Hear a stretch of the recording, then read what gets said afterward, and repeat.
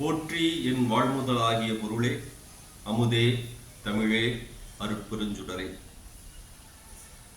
சென்னிமலையிலே பிறந்து சுவாமி ராமானந்த சுவாமி அவர்களிடம்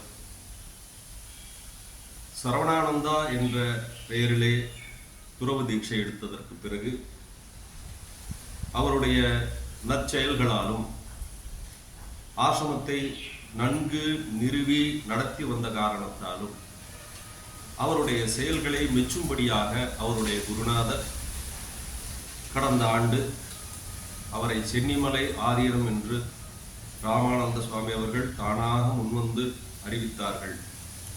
இன்னும் அவர் தொடர்ந்து பல சிவப்பணிகளில் ஈடுபட்டு அன்பர்களை சிவநெறியாளர்களாக ஆக்கி வருகிறார்கள்.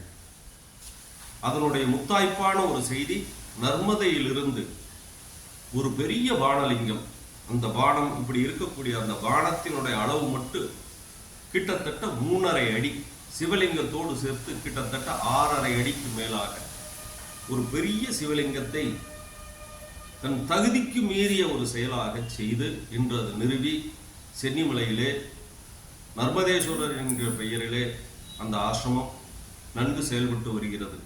அவருடைய செயலினுடைய நீட்சியாக இப்பொழுது 1000 பெருமக்களை சிவனடியார்களாக தேர்ந்தெடுத்து அந்த 1000வருக்கும் இது பெரிய ஏற்பாடு.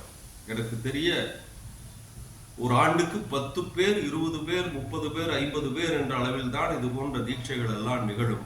ஆனால் ஒரு அயராத மனதுடன் 1000 பேருக்கும் அதுவும் ஒரே நாளில் செய்வதாக ஒரு உறுதி கொண்டு சுவாமி அவர்கள் இந்த திருப்பணியை, இந்த பானலிங்கத்தை, நர்மதை கல்லில் மட்டும் கிடைக்கக்கூடிய கங்கை, யமுனை, நர்மதா, சரஸ்வதி என்று சொல்லக்கூடிய நர்மதியில் கிடைக்கக்கூடிய ஒவ்வொரு இந்த திருமேனியும், இதை கல்லுனே சொல்லக்கூடாது, திருமேனியும் சிவலிங்கமாக பாவிப்பது நம்ம இந்து மரபினுடைய இயல்பான சாரம். அதை மனதில் கொண்டு நர்மதையிலிருந்து 1000 கற்களை வரவழைத்து, இந்த 1000 திருமேனிகளை வரவழைத்து 1000 அடியார்களுக்கு கொடுத்து, கூடவே சிவதீக்கையும் வழங்கி 1000 சிவக்குடும்பங்களை உருவாக்க இருக்கிறார்கள். அன்பர்கள், இது போன்ற நற்செயல்களுக்கு நீங்கள் துணை நிற்க வேண்டும். உற்றுளி உதவியும் உருபொருள் கொடுத்தும் அவருக்கு துணை நின்றும் நல்ல வார்த்தைகள் சொல்லியும் தங்கள் வீடுதோறும் வரும் பொழுது சுவாமி அவர்களுக்கு நல்ல வரவேற்பளிக்க வேண்டும். எம்மை போன்ற அடியவர்கள் அவருடைய செயலை பாராட்ட திறந்த மனதோடு, பெரிய மனதோடு பாராட்ட வேண்டும். அவருடைய அருஞ்செயலுக்கு நான் தலைவணங்குகிறேன். சுவாமி அவர்களுடைய இந்த சிவச்செயல் இறைவன் திருவருளாலும், எம்பெருமாட்டி குண்டலியின் திருவருளாலும், முருகன் திருவருளாலும், சென்னிமலையிலே இருக்கக்கூடிய அந்த சென்னிமலை ஆண்டவர் திருவருளாலும் இச்சிவப்பணி ஓங்க வேண்டும் என்று வாழ்த்தி, இந்த செயலுக்கு தீட்சை வழங்குபவர்களும் சரி, அதல்லாத சிவனடியார்களும் சரி, சுவாமி அவர்களுடைய இந்த திருப்பணிக்கு உடனிருக்குமாறு பணிவுடன் கொண்டு வேண்டி நிறைவு செய்கின்றேன். ஓம் ஓம் ஓம்.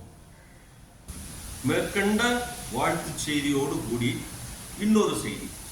சரி, இது என்று நடக்கிறது, எங்கு நடக்கிறது?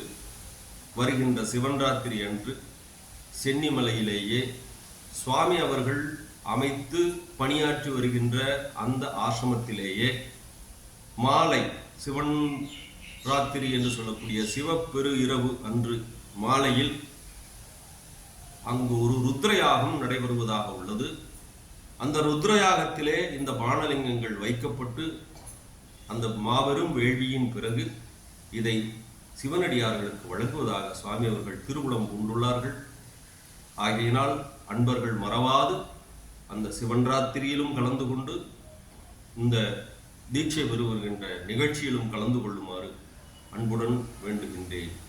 வாருங்கள், உங்களுடைய நல்ல ஆதரவினை தாருங்கள் என்று அன்புடன் வேண்டி பணிகின்றேன். ஓம் ஓம் ஓம்.